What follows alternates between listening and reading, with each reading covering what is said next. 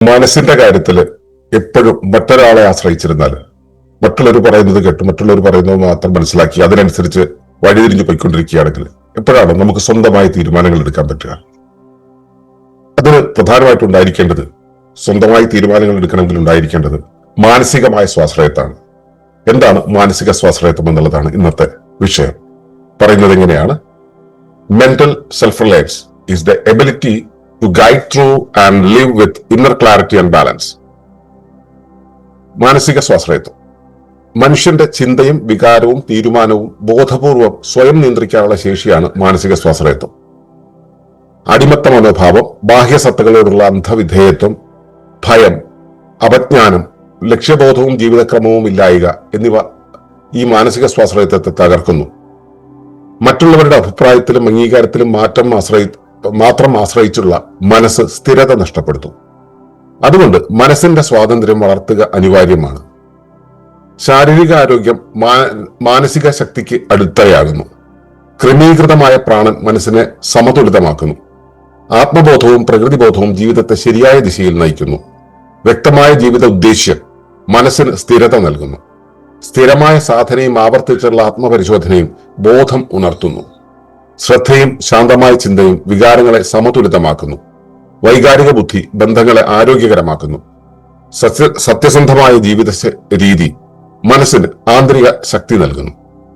ഇതൊക്കെയാണ് മാനസിക സ്വാശ്രയത്വത്തിന്റെ അടിത്തറ.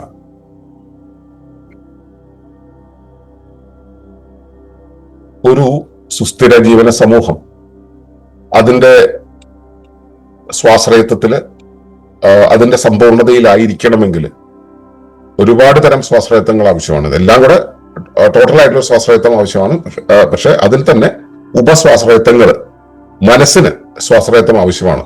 ഓരോ വ്യക്തിയും, ഞാൻ വ്യക്തിപരതയെ കുറിച്ചല്ല പറയുന്നത്, പക്ഷെ ഓരോ വ്യക്തിയും സ്വാശ്രയത്വത്തോടുകൂടി നിലനിൽക്കേണ്ടതുണ്ട്. മാനസിക സ്വാശ്രയത്വത്തിന് നിലനിൽക്കേണ്ടതുണ്ട്. എന്താണ് ഈ മാനസിക സ്വാശ്രയത്വം എന്ന് പറയുന്നത്? ഇപ്പോ നമ്മുടെ ചിന്ത, വികാരം, തീരുമാനം, ഇതൊക്കെ തന്നെ ബോധപൂർവം സ്വയം നിർവഹിക്കാനുള്ള ശേഷിയാണ് മാനസിക സ്വാശ്രയത്വം എന്നുള്ളത്. ചിന്ത എപ്പോ എങ്ങനെ വരും നമുക്കറിയില്ല. നമ്മുടെ ഉള്ളിൽ ചിന്തകൾ എപ്പോ വേണമെങ്കിലും കയറി വരാം. വികാരങ്ങൾ ഓൾറെഡി ഉണ്ട്. ഏത് തരത്തില് ഒരു സാമൂഹിക പരിസരത്ത് അല്ലെങ്കിൽ നമ്മുടെ ചുറ്റുപാടും നമ്മുടെ പരിസ്ഥിതിയിൽ എന്ത് തരം അനക്കമുണ്ടായാലും ഉടനെ തന്നെ അതിനോട് ശരീരം പ്രതിനില കൊള്ളുന്ന ഒരവസ്ഥയുണ്ട്. ആ പ്രതിനില കൊള്ളലില് ശരീരത്തിന്റെ എൻഡോക്രൈൻ സിസ്റ്റം അതനുസരിച്ച് സജ്ജീകരിച്ച് നമ്മൾ അനുഭവിക്കുന്ന ഒരവസ്ഥയാണ് വികാരം എന്ന് പറയുന്നത്. അതിന് തുടർന്നാണ് പിന്നെ ചിന്ത വരുന്നത്. അപ്പോൾ നമ്മൾ എടുക്കുന്ന ചില തീരുമാനങ്ങളുണ്ട്.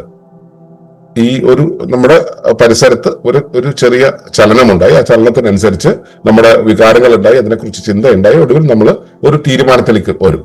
ഇതിനനുസരിച്ച് നമ്മൾ എന്താണ് ചെയ്യേണ്ടത് എന്നുള്ളത്. ചിലപ്പോൾ വളരെ ലൈറ്റ് ആയിട്ടുള്ള തീരുമാനിക്കാം. ഒന്ന് മുന്നോട്ടായാം, ഒന്ന് പുറകോട്ടായാം എന്നൊക്കെയുള്ള തീരുമാനമായിരിക്കാം. പക്ഷെ ആ തീരുമാനം ഇതിനെ ബോധപൂർവം സ്വയം നിയന്ത്രിക്കാനുള്ള ശേഷിയാണ് മാനസിക സ്വാശ്രയത്വം എന്ന് പറയുന്നത്. ഈ പട്ടികളൊക്കെ കണ്ടിട്ടുണ്ടാവും. ഇരിക്കാൻ പറഞ്ഞ ഇരിക്കും, നിൽക്കാൻ പറഞ്ഞ നിൽക്കും. നല്ല സിംഹത്തെ പോലെ ഗംഭീരന്മാരായിരിക്കും ഇതൊക്കെ, ഈ പട്ടികളൊക്കെ. പക്ഷെ ട്രെയിൻ ചെയ്തെടുത്തിട്ടുണ്ടെങ്കിൽ ആ ട്രെയിനിങ്ങിനനുസരിച്ച് അതങ്ങ് പോകും. ക്ലാസിക്കൽ കണ്ടീഷനിങ് എന്ന് പറയും. നമ്മൾ നിരന്തരമായിട്ടൊരു കാര്യം കൊടുത്തു വരെ കണ്ടീഷൻ ചെയ്തതിന് അനുസരിച്ച് പോകും. ഇപ്പൊ കുതിരകൾ പ്ലാസ്റ്റിക് ചെയറിൽ കെട്ടിയിട്ടാലും അവിടെ നിന്ന് അനങ്ങൂല. കാരണം വെച്ചാൽ അവൻ ബന്ധിതനാണെന്നുള്ള തോന്നലാണ്.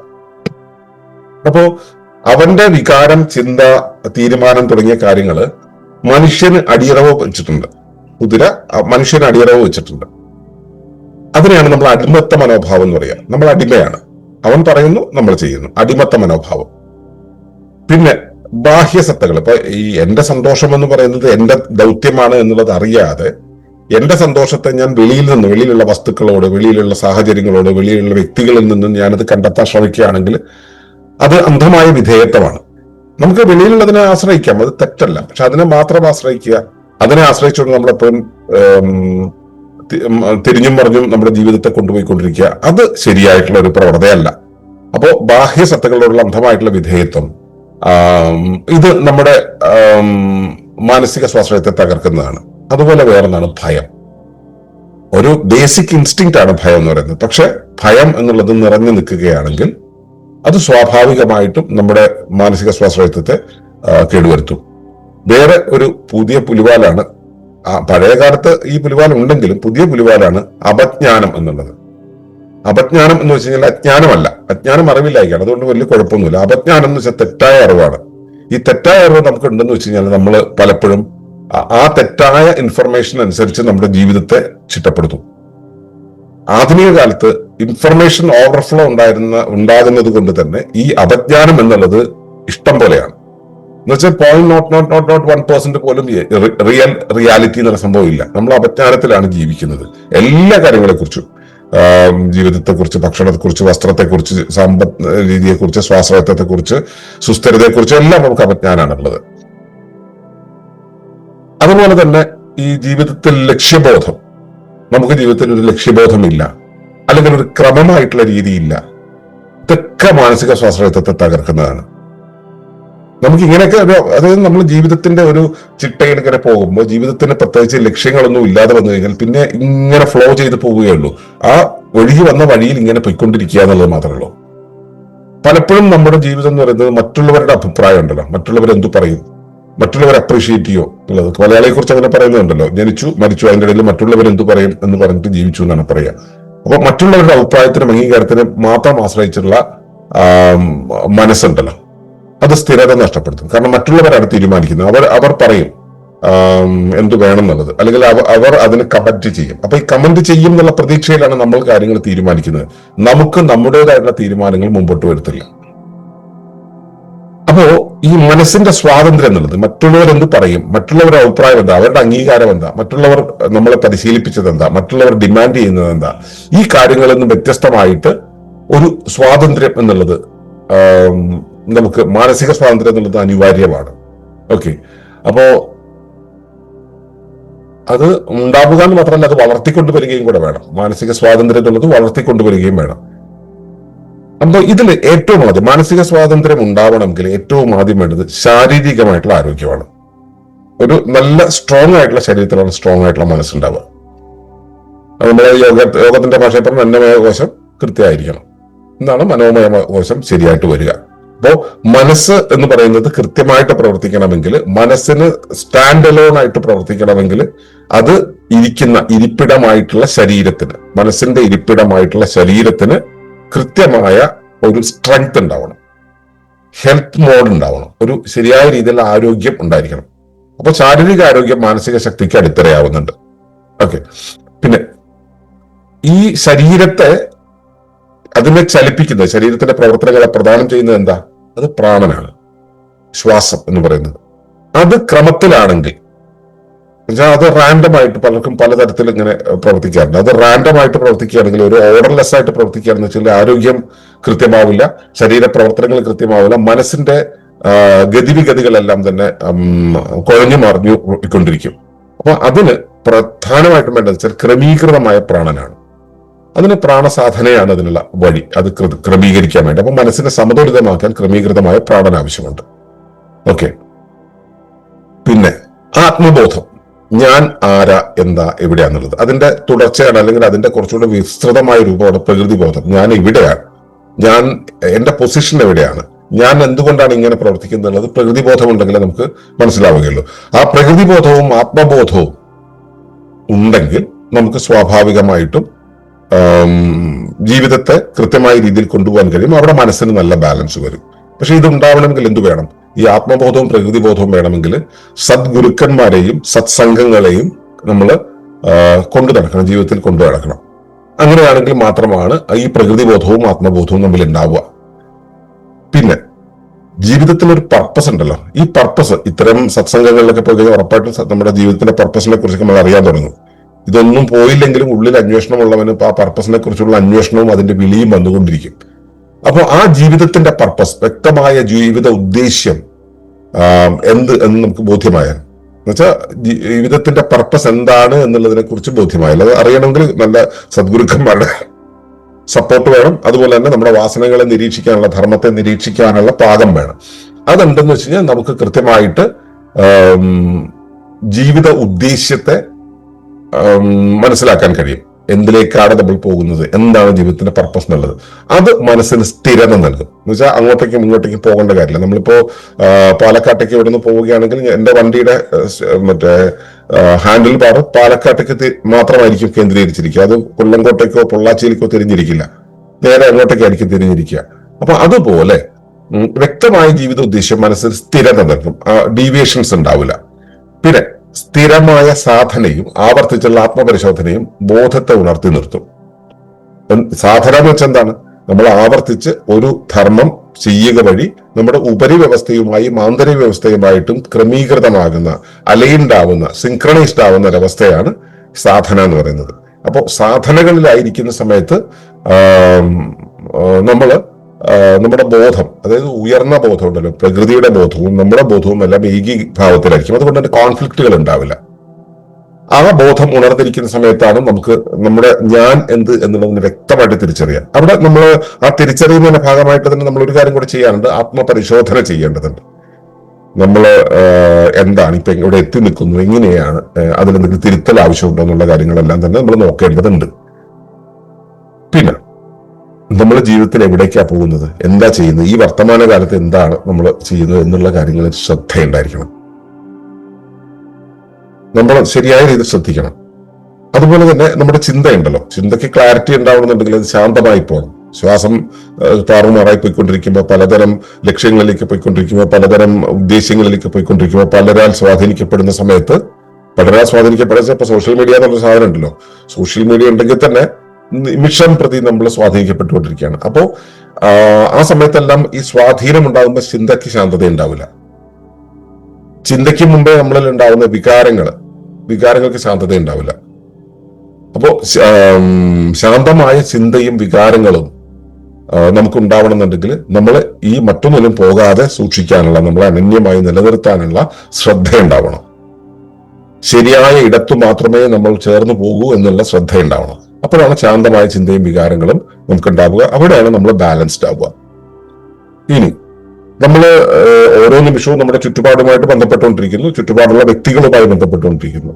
ഈ ബന്ധം എന്നുള്ളത് സുഗമമായി പോകണമെങ്കിൽ, സ്മൂത്ത് ആയിട്ട് പോകണമെന്നുണ്ടെങ്കിൽ നമുക്ക് വൈകാരിക ബുദ്ധി ആവശ്യമാണ്. നമ്മുടെ വികാരങ്ങളെ വേണ്ടിടത്ത് ഉണർത്താനും വേണ്ടിടത്ത് മാറ്റിവെക്കാനുമുള്ള പാകമാണ് വൈകാരിക ബുദ്ധി. അതിനെ കുറച്ചുകൂടെ ഉയർന്ന തരത്തിൽ നമ്മൾ വൈകാരിക സൗന്ദര്യം എന്നൊക്കെ പറയാം.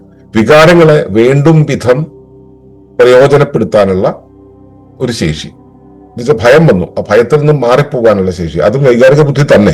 പക്ഷെ അതിനേക്കാളും ആ ഭയം വന്നു കഴിഞ്ഞാൽ ആ ഭയത്തെ ഉചിതമായ രീതിയിൽ തിരിച്ചു വെച്ചിട്ട് ആ ഭയം എന്നുള്ള ഊർജത്തെ, അല്ലെങ്കിൽ ഭയം എന്നുള്ള വികാരത്തെ, ആ ഭയം എന്നുള്ള മൂല്യത്തെ ഉപയോഗിച്ചുകൊണ്ട് ജീവിതത്തിന്റെ മൈലേജ് കൂട്ടുന്ന ഒരു പരിപാടി, ഇതാണ് സത്യത്തിൽ വൈകാരിക ബുദ്ധി എന്നുള്ളത്. അത്തരത്തിലുള്ള ഒരു രീതി നമുക്ക് അറിയാമെങ്കിൽ, വൈകാരിക ബുദ്ധി കൈകാര്യം ചെയ്യാൻ നമുക്ക് അറിയാമെങ്കിൽ, നമ്മുടെ ബന്ധങ്ങൾ ആരോഗ്യകരമാവും. നമ്മളും പരിസരവും തമ്മിലുള്ള ബന്ധം, നമ്മളും നമ്മുടെ കുടുംബവും തമ്മിലുള്ള ബന്ധം, നമ്മളും നമ്മുടെ ഇണയും തമ്മിലുള്ള ബന്ധം, നമ്മളും നമ്മുടെ സമൂഹവും തമ്മിലുള്ള ബന്ധം, നമ്മളും നമ്മുടെ ചുറ്റുപാടുള്ള ജീവജാലങ്ങളും അചരങ്ങളും തമ്മിലുള്ള ബന്ധം, എല്ലാ ബന്ധങ്ങളും വൈകാരിക ബുദ്ധി ആരോഗ്യകരമാക്കി തരും.